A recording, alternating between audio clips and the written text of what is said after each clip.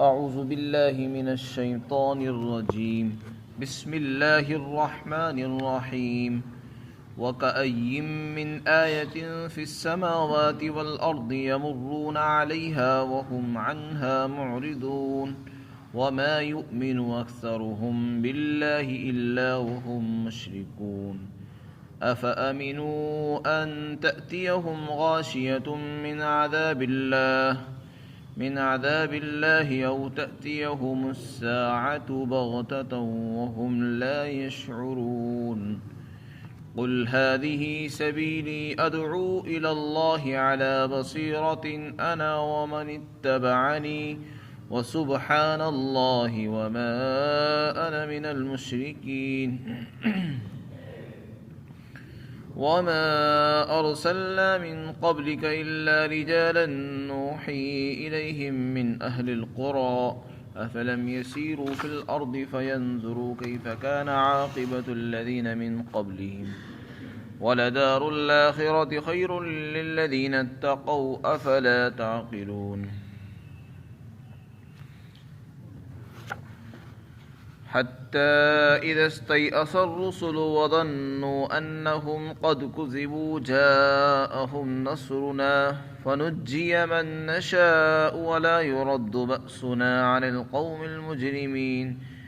لقد كان في قصصهم عبرة لأولي الألباب ما كان حديثا يفترى ولكن تصديق الذي بين يديه وتفصيل كل شيء وهدى ورحمة لقوم يؤمنون.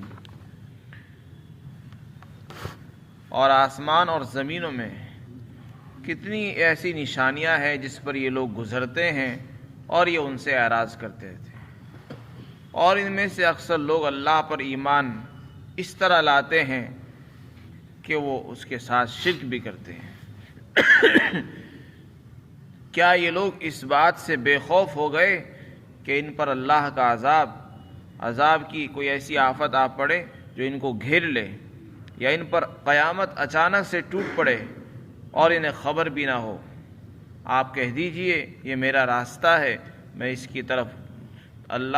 کی دعوت دیتا ہوں، اللہ کی طرف بلاتا ہوں پوری بصیرت کے ساتھ، میں بھی اور جو لوگ میرا اتباع کرتے ہیں، اور اللہ کی ذات پاک ہے اور میں شرک کرنے والوں میں سے نہیں ہوں۔ اور ہم نے آپ سے پہلے جو رسول بھیجے ہیں وہ مرد تھے، ہم ان کے پاس وحی بھیجتے تھے اور وہ مختلف بستی کے رہنے والے تھے۔ کیا یہ لوگ زمین میں چلتے اور پھرتے نہیں ہیں تاکہ یہ دیکھتے کہ ان لوگوں کا کیا انجام ہوا جو ان سے پہلے گزر گئے؟ اور تقوی اختیار کرنے والے لوگوں کے لیے آخرت کی زندگی اور وہاں کی نعمتیں بہتر ہیں۔ کیا تم لوگ اتنی بات نہیں سمجھتے ہو؟ یہاں تک کہ جب رسول نا امید ہو گئے اور انہوں نے سمجھ لیا کہ ان کی فہم نے غلطی کی تو ان کے پاس ہماری مدد پہنچ گئی، اور جس کو ہم نے چاہا اس کو نجات دے دی گئی، اور ہمارا عذاب مجرم لوگوں سے نہیں ٹالا جاتا۔ یقیناً ان کے قصے کے اندر عقل مند لوگوں کے لیے عبرت اور نصیحت ہے، اور یہ قرآن کوئی ایسی بات نہیں ہے کہ جس کو تراش لیا گیا ہو، بلکہ یہ اپنے سے پہلی کتابوں کی تصدیق کرتی ہے اور ہر چیز کی تفصیل بیان کرتی ہے، اور یہ کتاب ہدایت ہے اور رحمت ہے ان لوگوں کے لیے جو ایمان لاتے ہیں۔ سورہ یوسف کے اندر جو قصہ خاص طور سے ذکر فرمایا گیا حضرت یوسف علیہ السلام کو، وہ الحمدللہ مکمل ہوا۔ اب یہاں سے اللہ تعالیٰ مشرکین مکہ جو آپ کے مخاطب تھے اور جنہوں نے حضرت یوسف علیہ السلام کے واقعے کا سوال بھی کیا اور بنی اسرائیل کے مصر میں آباد ہونے کے متعلق سوالات کیے تھے اور ان کا جواب بھی دے دیا گیا تھا، اس کے باوجود بھی وہ ٹس سے مس نہیں ہوئے اور ایمان قبول نہیں کر سکے، ایسے لوگوں کے متعلق اللہ تعالیٰ فرماتے ہیں کہ کتنی ایسی ہماری نشانیاں ہیں آسمانوں میں، زمین میں۔ آسمان میں خود آسمان بھی ایک سب سے بڑی نشانی ہے اللہ کی قدرت کی، اس کی تخلیق کی، اور اس کے فضاؤں میں، خلا میں بے شمار اللہ کی نعمتیں ہیں۔ اور نشانیاں موجود ہیں جو اللہ کے ایک ہونے پر دلالت کرتی ہیں، اللہ کے ایک ہونے کی گواہی دے رہی ہیں۔ اس طرح گواہی دے رہی ہیں کہ کوئی ان کا ثانی پیدا نہیں ہوا، کسی نے آج تک ان جیسی چیزیں پیدا نہیں کی، وہ اللہ کے ایک ہونے پر دلالت کرتی ہیں۔ وہ اس بات کی کھلی دلیل ہے کہ اللہ ایک ہے۔ اگر اللہ ایک نہ ہوتا تو لوگ ایسی چیزیں پیدا کر دیتے۔ آسمان جیسے اللہ نے بنایا کوئی اور بھی پیدا کر سکتا تھا، لیکن کسی نے پیدا نہیں کیا۔ یہ اللہ کے ایک ہونے کی دلیل ہے کہ یہ صرف اللہ ہی کی طاقت ہے، اسی لیے اسی نے بنایا ہے۔ تو اللہ تعالیٰ فرماتے ہیں زمین میں، خود زمین اور زمین میں بے شمار خزانے اور نعمتیں، یہ سب اللہ کی نشانیاں ہیں جو اللہ کے ایک ہونے کو بیان کرتی ہیں۔ یہاں کے درخت، یہاں کے پتے اور یہاں کے پھل مختلف قسم کے والے، مختلف ذائقوں والے، مختلف رنگوں والے، کسی میں مٹھاس ہے، کسی میں جو ہے کھٹا پن ہے، کوئی نمکین ہے، مختلف قسم کی سبزیاں ہیں، اور سب ایک ہی پانی سے، ایک ہی زمین سے پیدا ہوتی ہیں۔ یہ ضرور اس ذات کی کار فرمائی ہے اور کاریگری ہے جو یکتا اور اکیلا ہے۔ تو اللہ تعالیٰ فرماتے ہیں یہ ساری نشانیاں ہونے کے باوجود بھی یہ لوگ ایمان نہیں لاتے، اور ان پر صبح شام گزرتے ہیں، اپنی آنکھوں سے دیکھتے ہیں، اور پھر بھی ان کی طرف سے غفلت برتتے ہیں اور منہ پھیرتے رہتے ہیں، منہ موڑ کر رکھتے ہیں۔ اللہ تعالیٰ فرماتے ہیں جب ان سے کہا جاتا ہے کہ آپ لوگ ایمان کیوں نہیں لاتے ہو، اللہ کے ایک ہونے کی یہ بھی نشانی موجود ہے، یہ بھی نشانیاں ہیں، خود تمہاری ذات میں بے شمار خزانے ہیں، بے شمار نشانیاں موجود ہیں جو اللہ کے ایک ہونے کو بتا رہی ہیں، پھر تم اللہ کو کیوں نہیں مانتے؟ تو ان کا جواب یہ ہوتا ہے کہ ہم تو اللہ کو ایک ہی مانتے ہیں۔ یہ شیطان کا اتنا بڑا دھوکہ ہے کہ شیطان نے ان کو اس خوش فہمی میں مبتلا کر رکھا ہے کہ تم صحیح راستے پر ہو۔ جب آپ کسی بھی کافر سے، کسی غیر مسلم سے پوچھو گے کہ بھئی آپ اللہ کو ایک کیوں نہیں مانتے، سب یہی جواب دیتے ہیں کہ ہم تو اللہ کو ایک ہی مانتے ہیں۔ واقعات مانتے بھی اللہ کو ایک ہی، لیکن اللہ قرآن میں اللہ تعالیٰ فرماتے وہ ایمان تو لاتے ہیں اللہ پر، اس کے ساتھ ساتھ شرک بھی کر دیتے ہیں۔ بس یہیں سے جو ہے وہ ایمان لانا اور نہ لانا برابر ہو گیا ان کا۔ ایسا ایمان معتبر نہیں ہے اللہ کو، اللہ کے ایسے ایمان کی ضرورت نہیں ہے کہ آدمی اللہ کو بھی مانے اور ساتھ ساتھ میں اس کے ساتھ شرک بھی کرے۔ تو کفار سے جب پوچھا جاتا ہے کہ آپ لوگ اللہ کو ایک کیوں نہیں مانتے، کہتے ہیں ہاں سب کا مالک ایک ہے، سب یہی جواب دیتے ہیں کہ اللہ ایک ہے، اور ساتھ ساتھ میں پھر پتھروں کی بھی پوجا کرتے ہیں اور اس کی بھی کرتے ہیں اور اس کی بھی پوجا، اس کی بھی۔ اسی کو قرآن نے بیان کیا کہ اکثر لوگوں کا حال یہ ہے کہ اللہ پر اس طرح ایمان لاتے ہیں کہ شرک بھی کرتے ہیں۔ جب ان سے پوچھا جائے گا تو کہتے تھے کہ ہم تو اللہ کو ایک مانتے ہیں۔ تو ایسا ایمان کسی کام کا نہیں ہے۔ ایسا ایمان انسان کو جہنم سے اور آخرت کی پکڑ سے نہیں بچا سکتا۔ اللہ تعالیٰ فرماتے ہیں کیا یہ لوگ بالکل مطمئن اور بے خوف ہو کر بیٹھ گئے اس بات سے کہ ان پر اللہ کی طرف سے ایسی آفت آ پڑے جو ان کو گھیر لے؟ یعنی یہ لوگ اتنا بڑا گناہ کر رہے ہیں اور اتنے غافل ہیں، ان کو ڈر نہیں لگتا؟ کیا انہیں ذرا سا بھی احساس نہیں ہے کہ ہم نے کتنا بڑا جرم کر رکھا ہے اللہ کی زمین پر، اور ہم کتنے بڑی بغاوت پر اتر آئے ہیں اور انہیں احساس تک نہیں ہے؟ اگر اللہ کا عذاب اچانک سے آ پڑے تو پھر ان کا کیا بنے گا؟ ان کو احساس کیوں نہیں ہے؟ یہ بالکل بے خوف ہو کر کیوں بیٹھ گئے ہیں؟ کفار اور مشرکین کے متعلق اللہ تعالیٰ فرماتے ہیں یہ لوگ اتنے اطمینان سے کیوں بیٹھے ہیں؟ تو آج کا کافر بالکل مطمئن ہے اور یہ سوچ رہا ہے کہ میں بالکل صحیح راستے پر ہوں، ہدایت پر ہوں۔ تو اللہ تعالیٰ مشرکین کو خطاب کر کے فرماتے ہیں کیا یہ لوگ بالکل بے خوف اور نڈر ہو گئے ہیں، مطمئن ہو کر بیٹھ گئے ہیں اس بات سے کہ ان پر اللہ کی طرف سے ایسی آفت آ جائے جو ان کو گھیر لے، یا قیامت ان پر اچانک سے ٹوٹ پڑے ان کو خبر بھی نہ ہو؟ یعنی ان کا جو عمل ہے، ان کا جو کارنامہ ہے، وہ اس قابل نہیں ہے کہ اطمینان سے بیٹھتے، بلکہ ان کو فوراً توبہ کرنی چاہیے اور اللہ کو ایک مان لینا چاہیے تھا۔ لیکن یہ اتنی بڑی غفلت اور لاپرواہی ہے کہ جرم کرنے کے باوجود بھی جرم کا احساس تک نہیں ہے کہ ہم جرم کرتے بھی ہیں۔ آگے پھر اللہ کے رسول صلی اللہ علیہ وسلم کے ذریعے سے اعلان کروایا گیا ہے کہ آپ لوگوں کو بتاؤ یہ میرا راستہ ہے جو توحید ہے۔ توحید کا مطلب اللہ کو ایک ماننا، یہ میرا راستہ ہے، یہی میرا دین ہے، اس کی میں لوگوں کو دعوت دیتا ہوں پوری بصیرت کے ساتھ، مجھے پورا اطمینان ہے، بصیرت ہے، شرح صدر ہے کہ اللہ ایک ہی ہے، پورا یقین ہے، میں اللہ کے ایک ہونے پر اور دین کے سچا ہونے پر پوری بصیرت رکھتا ہوں، اور مجھے اپنے دین کے سچا ہونے میں ذرہ برابر شک نہیں ہے۔ تو کفار سے کہیں، اعلان کریں، اور مسلمان کی ذمہ داری ہے کہ لوگوں کو یہ بتائیں کہ جو جس راستے پر، جس دین پر، جس دین اسلام کو میں اختیار کیے وہ سچا دین ہے، اور اس میں توحید کی جو دعوت ہے وہی برحق دعوت ہے، اور میں اسی کی دعوت پورے بصیرت کے ساتھ دیتا ہوں، مجھے اس میں ذرہ برابر شک اور شبہ نہیں ہے۔ اور یہی کام آپ بھی اعلان کریں، اور آپ کے جتنے بھی ماننے والے ہیں، قرآن اعلان کر رہا ہے کہ آپ بھی اعلان کرو، اور جو بھی آپ کے پیچھے چلنے والے ہیں، جو آپ کے نام لیوائیں، وہ بھی اعلان کریں، لوگوں کو بتائیں کہ میں جس راستے پر ہوں اس پہ پوری بصیرت کے ساتھ میں اللہ کی طرف بلاتا ہوں، دعوت دیتا ہوں، اور یہ میرا راستہ ہے۔ اور اللہ پاک ہے، شرک سے پاک ہے، جن باتوں کو تم اللہ کی طرف منسوب کرتے ہو ان سے پاک ہے، اور میں مشرک نہیں ہوں جیسے کہ تم لوگ مشرک ہو۔ اس آیت شریفہ سے یہ بات بھی معلوم ہے، جب آدمی دعوت دے تو پوری بصیرت کے ساتھ دینا چاہیے۔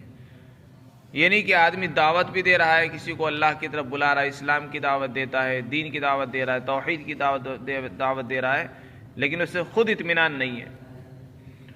داعی کو خوب اطمینان ہونا چاہیے، دلائل معلوم ہونے چاہیے، اللہ کے ایک ہونے کی دلیل معلوم ہونی چاہیے، اور اس کے ایک ہونے پر اس کو پورا شرح صدر ہو، اطمینان ہو، اپنے دین کی حقانیت پر، اس کے سچا ہونے پر اس کے پاس دلائل ہونے چاہیے، اور پھر دعوت دے۔ وہ اس دعوت میں جان ہوتی ہے، اور جس دعوت میں بصیرت نہ ہو وہ بے جان ہو جاتی ہے۔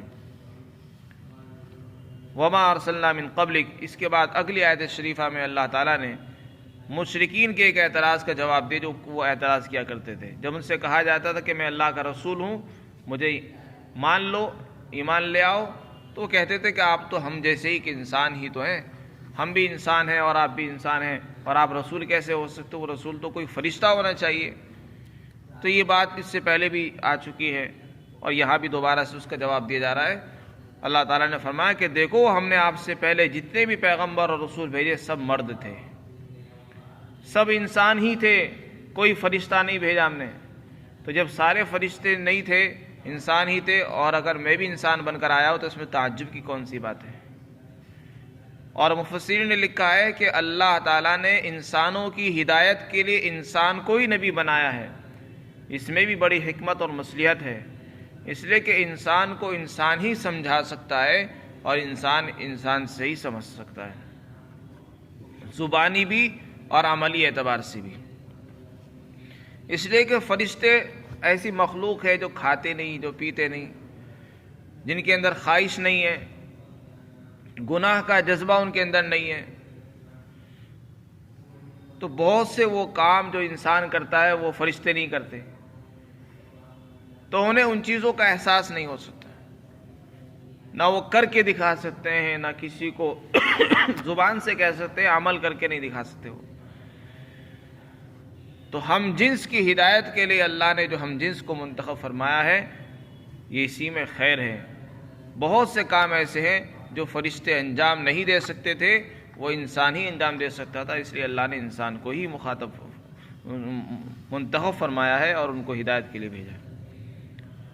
آگے اللہ تعالیٰ پھر مشرکین کو مخاطب کر کے کہتے ہیں کہ یہ لوگ اتنے غافل اور لاپرواہی میں مبتلا ہیں، کیا یہ لوگ زمین میں چلتے پھرتے نہیں، سیر و تفریح نہیں کرتے، تاکہ یہ نظر آتا، ان کو دکھتا کہ ان سے پہلے جو لوگ تھے انہوں نے بھی اسی طرح کے بےہودہ بیتوکے سوالات کیے، اور لیکن پھر ان کا جو انجام ہوا، آج ان کے محلات، ان کے مکانات کھنڈرات میں، اینٹ اور پتھروں میں تبدیل ہوئے ہیں۔ تو یہ لوگ اگر چل کر دیکھتے یہ ان سے عبرت حاصل کر سکتے تھے، لیکن یہ لوگ زمین میں چلتے بھی ہیں لیکن عبرت حاصل نہیں کرتے۔ قرآن میں اللہ تعالیٰ فرماتا ہے کیا یہ لوگ زمین میں چلتے پھرتے نہیں؟ تو اسی سے سیر و تفریح کی بھی اہمیت معلوم ہوتی ہے کہ جب آدمی نکلے تو عبرت حاصل کرنے کے لیے نکلے۔ فَيَنْظُرُوا كَيْفَ كَانَ عَاقِبَةُ الَّذِينَ مِنْ قَبْلِهِمْ، جب آدمی کسی جگہ سیر و تفریح کرنے کے لیے جائے، سیر و تفریح منع نہیں ہے، لیکن اس میں نیت ہو عبرت حاصل کرنا۔ قرآن کریم سیر کا حکم دیتا ہے تاکہ آدمی اپنے سے پہلے لوگوں کے حالات کو دیکھے، ہم سے پہلے جو قومیں ہلاک ہوئی ہیں ان کا کیا انجام ہوا اور کیوں ہوا، تاکہ اس سے ہمیں عبرت حاصل ہو اور ہم ان کاموں سے اپنے آپ کو روک سکیں جن کی وجہ سے ان پر اللہ کا عذاب آیا۔ پھر آگے اللہ تعالیٰ نے فرمایا کہ دیکھو یہ دنیا والے، دنیا دار اور مکہ کے مشرکین اور اس دنیا کے باشندے جن دنیا کی نعمتوں پر اور دنیا کے عیش اور آرام پر جمے ہوئے بیٹھے ہیں اور ان سے چپکے ہوئے ہیں، یہ سمجھتے ہیں کہ بس یہی سب کچھ ہے اور اس کے علاوہ کچھ نہیں۔ اللہ فرماتے ہیں ہم نے متقی لوگوں کے لیے جو آخرت میں نعمتیں تیار کر رکھی ہیں وہ اس سے کئی گنا بہتر ہیں، جبکہ دنیا دار یہ سمجھتے ہیں کہ دنیا کی نعمتیں ہی بس سب کچھ ہے، اس کے علاوہ آگے کچھ نہیں۔ اللہ فرماتے ہیں اس سے کئی گنا زیادہ اچھی ہوں اور اس سے زیادہ بہتر ہیں۔ آخرت اور آخرت کا گھر اور وہاں کی نعمتیں، وہاں کے انعامات، وہ سب اس سے کئی گنا بہتر ہیں۔ لیکن یہ ان لوگوں کو ملیں گے جنہوں نے تقوی اختیار کیا ہوگا، جو اپنے آپ کو شرک سے بچائیں گے، توحید اختیار کریں گے، گناہوں سے روکیں گے اور نیکیوں پر لائیں گے۔ افلا تعقلون، کیا اتنی بات بھی نہیں سمجھتے ہیں؟ آگے اللہ تعالیٰ نے فرمایا یہاں تک کہ جب رسول نا امید ہو گئے اور انہوں نے یہ گمان کر لیا کہ ان کی فہم نے غلطی کی ہے تو ان کے پاس ہماری مدد آ پہنچی۔ حضرات انبیاء اکرام علیہم الصلاۃ کی قوموں نے جب اللہ کی طرف سے بغاوت کی اور رسولوں کی بات پر لبیک نہیں کہا اور ان کی بات کو جھٹلایا تو ان کے لیے عذاب کا آنا متعین تھا، اور رسول اللہ صلی اللہ علیہ وسلم کے لیے اور پچھلے تمام انبیاء کے لیے اللہ کی طرف سے مدد کا وعدہ تھا کہ تمہاری قومیں تم کو جھٹلائیں گی، ہماری مدد تمہارے پاس آئے گی اور ان کو ہلاک کیا جائے گا۔ ان کے لیے عذاب کا وعدہ تھا اور اللہ کے رسولوں کے لیے مدد کا وعدہ تھا، مطلق وعدہ تھا، لیکن کیا آپ کی مدد ہوگی، وقت نہیں بتایا گیا تھا کہ مدد کب ہوگی۔